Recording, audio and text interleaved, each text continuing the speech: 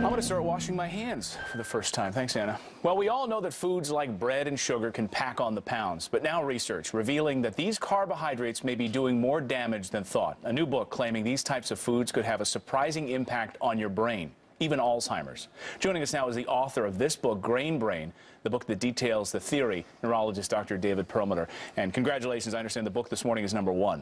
You're correct. In the United States and Canada. So it's a groundbreaking book. You make the point that Alzheimer's, dementia, even arthritis and other forms of inflammation can all be traced back to carbohydrates and grains. Yeah, and you know, you made the point in the intro that it's the latest research. So it's not just an idea. I mean, this is where we are in current research, that carbohydrates are absolutely toxic to the brain. They relate to things like Alzheimer's disease. Your nutrition controls your brain health. Everyone's heard of a Heart Smart diet, and women should have dark green leafy vegetables. That's good for bone health. But now we understand the brain is actually really sensitive, oddly enough, to the foods that we eat. Yeah, low-fat diets, we've been told that's the way to go, but that's not the way to go. We all ate boxes of Snackwell cookies as a result of it. We thought that was the way to go. And you're still doing the show, so who knows? I live somehow. The point is, though, that when we got this low-fat message in 1992, within 10 years, rates of diabetes in America went up 3-fold. And make no mistake about it, if you're diabetic, you've doubled your risk for Alzheimer's, a disease, as we have this conversation, for which there is no treatment. It is preventable.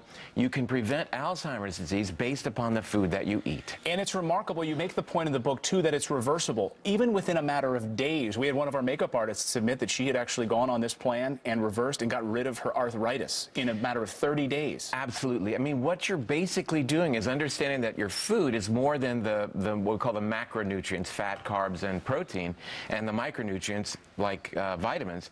It's information. Your food targets your DNA. You're changing your genetic expression based upon the foods that you're eating, and you can change your genetic expression to actually build a better brain. One of which is, what, whole wheat bread? All right, so we have whole wheat bread, let's say a Snickers bar, white bread, and pure sugar on a teaspoon. What do you think is going to be worse for you in terms of what's called the glycemic index?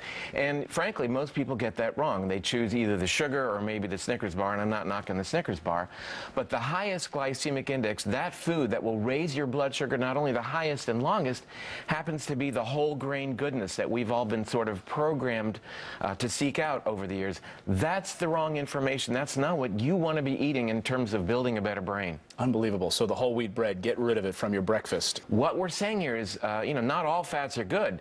You don't want to be eating those modified hydrogenated fats, trans fats, as you know. Government talked about actually limiting that just this week. But the good fats, the olive oil, the avocado, the nuts, the seeds, the wild fish, if you choose to eat meat, grass-fed beef, these are power foods for your brain. And this is what America was founded on, the foods we ate as a country growing up. In this last 50 years, we've eaten all this junk and this stuff in the morning. Dr. Perlmutter, the book is called Grain Brain, the #1 book in the country right now. I'm telling you, it's a great book. Go out and read it. Change your life. Thanks, Doctor. Great, my pleasure.